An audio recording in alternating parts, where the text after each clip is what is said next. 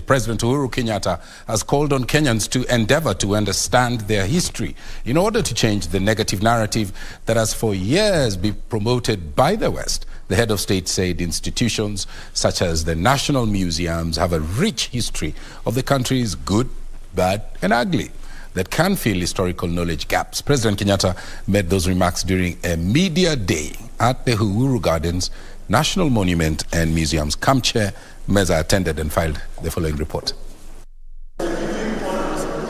22 months since the commencement of construction works at the Uhuru Gardens National Museums and Monument, the new look facility is almost complete, with the masterpiece set to be open to the public in November. Ahead of the grand opening, selected groups are visiting the facility for validation. On Monday, members of the media fraternity were given the first priority to tour the state-of-the-art facility. Chief guest President Uhuru Kenyatta lauding a restoration initiative for providing an avenue to document Kenya's history. Like all countries do, once you know who you are, once you're proud of who you are, once you are able to acknowledge that no human being is perfect, then you will be able to celebrate the great things and talk about the bad things, but also, because that's how our country is like a human being, that's how we move forward.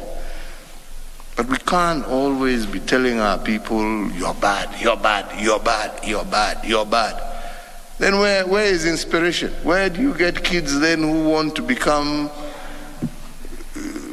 That's how you create migrants.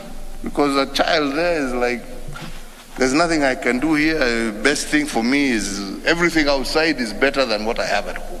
The head of state stating the wealth of information in the facility will inform the media in conducting their business in a more professional way. Help us build a place where through audio, video, culture, print, online, we can all tell a true story of our country and who we are, and be proud of who we are, and learn from our mistakes, and do better, and give hope and encouragement for future generations. With the gardens housing the country's rich history, plans are also in place to repatriate Kenya's artifacts from abroad. And the first thing that we're doing is to ratify some legal instruments as a country that will allow us to be able to repatriate some of very, very important artifacts. For example,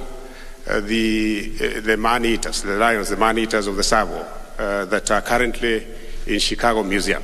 The museum has 33 galleries, all of which are expected to be ready by June 2025. We intend to show this place not as an elite facility, but as a facility for every Kenyan to come experience, to come and feel, and to also interrogate and see if there's an item that speaks to their culture that has been left out here.